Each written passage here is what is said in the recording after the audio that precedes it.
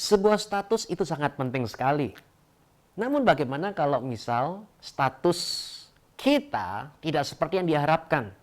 Kita melakukan ada hal yang salah di masa lalu, atau mungkin kita memiliki kondisi atau lahir dari keluarga yang tidak baik. Yang kita harapkan kan dapat dipercaya orang, kemudian kita diterima oleh teman-teman kita di dalam komunitas kita, itu yang kita harapkan. Namun bagaimana jikalau itu lawan baliknya semua? Akankah kita punya masa depan yang baik? Apakah kita bisa memiliki hidup yang seperti yang diimpikan? Dan saya percaya tetap masih ada jalan keluar dalam Yesus Kristus. Itulah yang akan kita bahas di Gate Grace and Truth Encouragement pada momen kali ini. Bersama dengan saya, Billy Sakarian. Jikalau Anda baru di sini, jangan lupa share, subscribe, dan like video ini. Bagikan juga kepada teman-teman atau rekan-rekan Anda. Karena kabar baik ini sayang sekali jikalau kita nikmati untuk diri kita sendiri. Izinkan message ini bisa menjadi berkat bagi banyak orang dan memberkati hidup mereka juga. Di sini ada seorang yang bernama Yefta. Yefta ini adalah seseorang yang dikatakan pahlawan gagah perkasa.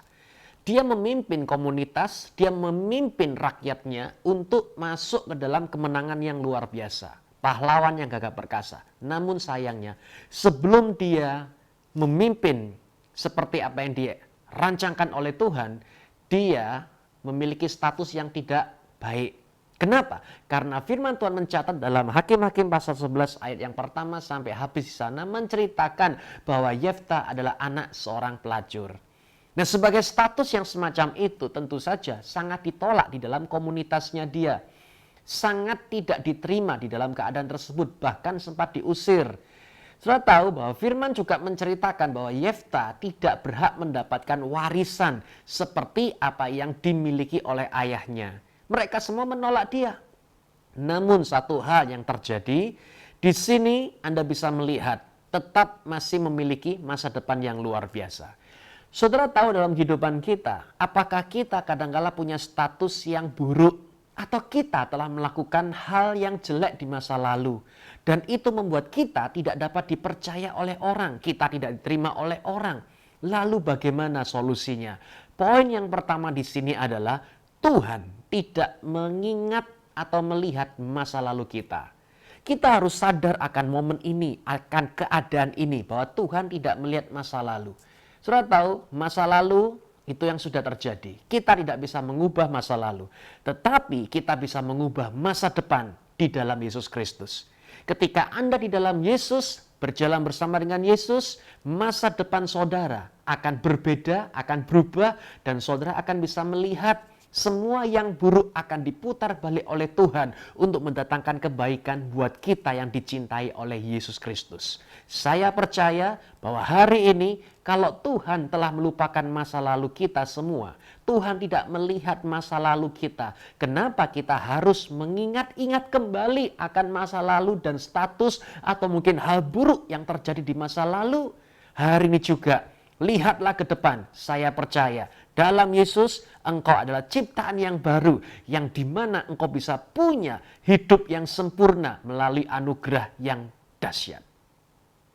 Ceritanya berlanjut. Daripada Yefta untuk membela diri dan berkelahi untuk menunjukkan bahwa dirinya adalah yang benar bisa dikatakan, dia memilih untuk di ayat yang ketiga, Yefta lari dari hadapan saudara-saudaranya itu dan diam di tanah Top. Di sana orang-orang Dursila berkumpul dengan Yefta dan mereka pergi keluar bersama-sama dengannya. Anda lihat di sini, Yefta memilih untuk tidak berkelahi, tidak bertengkar atau membela dirinya. Yefta lebih memilih untuk tinggal di Top, ternyata bersama dengan teman-teman barunya. Mungkin teman-temannya adalah orang yang belum benar, masih orang-orang Dursila.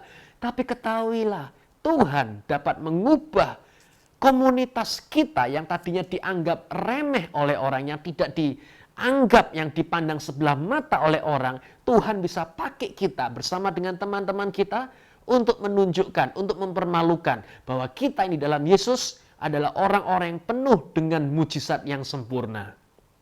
Ada sebuah peribahasa yang berkata bahwa yang waras ngalah. Ya sudahlah, kita ngalah karena ngalah itu belum tentu kalah. tapi ngalah itu kita memberi peluang, memberi tempat di mana Tuhan bekerja dengan sempurna dalam kehidupan kita. Poin yang kedua di sini yang ingin saya coba sampaikan adalah Tuhan menyembuhkan hatinya Yefta. Saudara lihat, tentu sakit, tentu marah, tentu pahit hati ini ketika kita mengalami atau memiliki kondisi yang keadaannya seperti itu. Sudah kita tidak bisa memilih mau lahir di mana, tetapi kemudian ada banyak orang mulai membenci atau menolak. Kita salah apa? Apa yang telah saya lakukan sehingga saya diperlakukan seperti ini? Kita tidak bisa untuk melihat bahwa apa yang saya bisa kendalikan, tidak ada.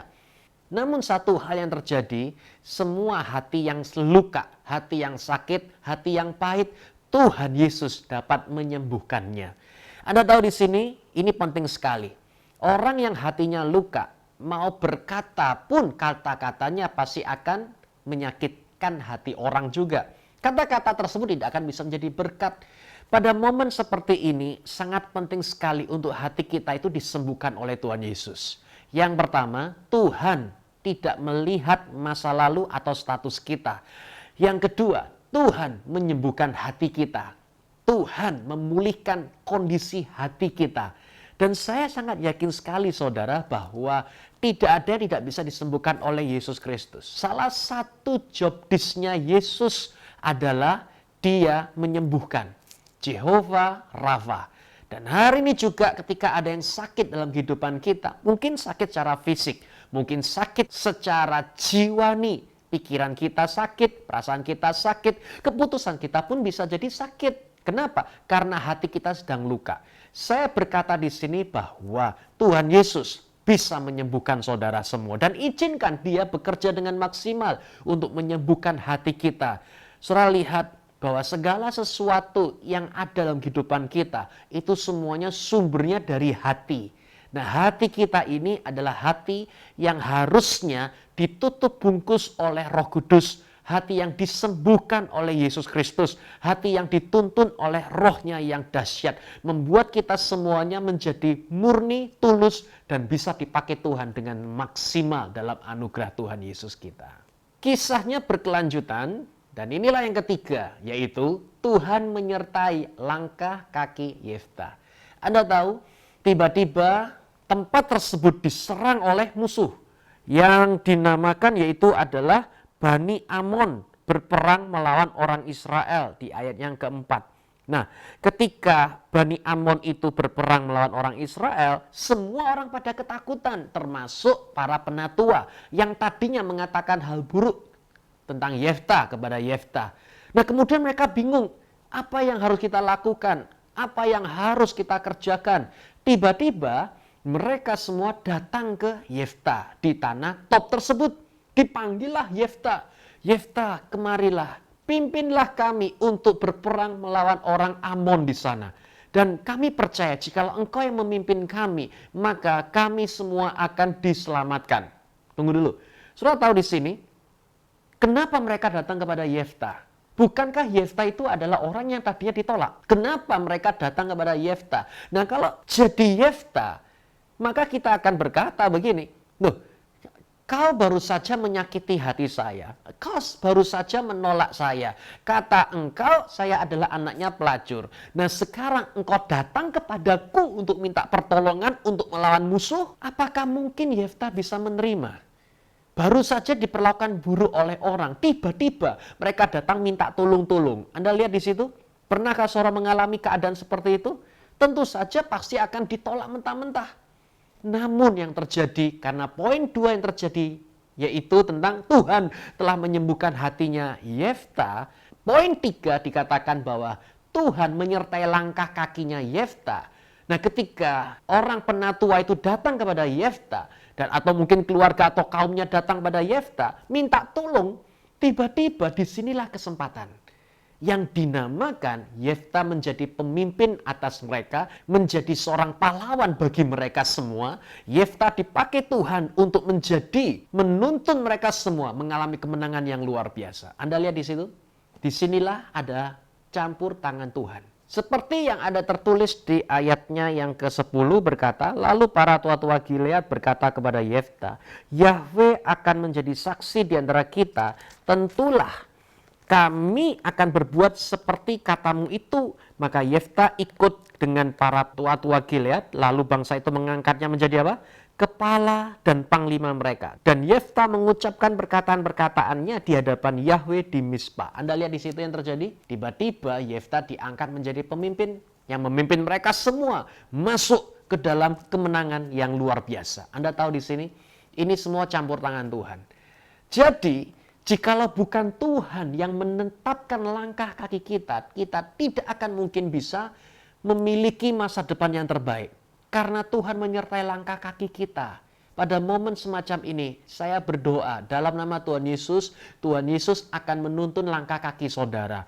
Tuhan akan menuntun engkau kepada satu kesempatan yang dimana kesempatan itu hanya datang dari Tuhan Yesus Kristus. Mana mungkin bisa musuh yang namanya Bani Amon tiba-tiba menyerang dan kemudian yang terjadi mereka semua pada ketakutan dan minta tolong kepada Yefta. Itu ada campur tangan Tuhan untuk membawa Yefta yang tadinya direndahkan orang, sekarang di mana dia diangkat Tuhan untuk bisa membawa semua keluarganya, rakyatnya, dan kaumnya, bahkan para penatuannya, mereka memiliki hidup yang terbaik.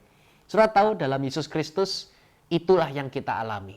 Melalui pesan yang dimana ini adalah kabar baik buat kita semua, saya mengajak saudara, jangan pernah kecil hati akan status kita di masa lalu. Karena hari ini juga Tuhan tidak melihat statusmu. Karena masa lalu tidak bisa kita rubah. Yang bisa kita rubah adalah masa depan. Satu, Tuhan tidak melihat masa lalu kita. Lalu kenapa kita harus melihat masa lalu kita? Tuhan tidak melihat status kita. Lalu kenapa kita melihat status kita dan merasa minder dengan diri kita sendiri? Yang kedua, Tuhan menyembuhkan hati kita. Semua luka-luka dalam diri kita semuanya disembuhkan oleh Yesus Kristus. Hari juga kita ini memiliki urat bencinya putus. Ayo sama-sama kita melihat semua atau siapapun yang pernah menyakiti hati kita, kita lepaskan pengampunan kepada mereka. Karena Tuhan telah mengampuni kita terlebih dahulu. Yang ketiga yang terjadi adalah bahwa Tuhan menetapkan langkah kaki kita. Sehingga akan ada satu kesempatan dari Tuhan yang akan membawa kita semuanya menjadi ada di atas bukan di bawah, jadi kepala bukan ekor, dan kita bisa dipakai Tuhan untuk memuliakan nama Tuhan lewat kesaksian yang kita beritahukan kepada banyak orang. Bahwa hidup kita bukan kita lagi, namun Kristus yang mengendalikan, yang berkuasa dalam kehidupan kita semua. Baik, terima kasih karena saudara telah menyaksikan impartasi firman ini hingga detik ini juga. Saya percaya bahwa firman ini dapat mengubahkan hidup saudara, membuat kita semua bukan melihat kepada kelemahan diri, tapi kita melihat kepada anugerah yang sudah Tuhan kerjakan dalam kehidupan kita. Jangan lupa share video ini, bagikan di dalam grup WhatsApp saudara, bagikan di Facebook saudara, dan mungkin di teman-teman saudara. Saya percaya bahwa message ini bisa menjadi berkat bagi banyak orang. Sampai jumpa di momen berikutnya, dan jangan lupa untuk ngecek video-video kita yang lainnya, yaitu video-video yang penuh dengan anugerah dan kebenaran yang memberikan kekuatan di dalam Kristus Yesus yang membuat kita semua mengenal Yesus semakin dahsyat. Dalam nama Yesus, Yeshua HaMashiach, bless you.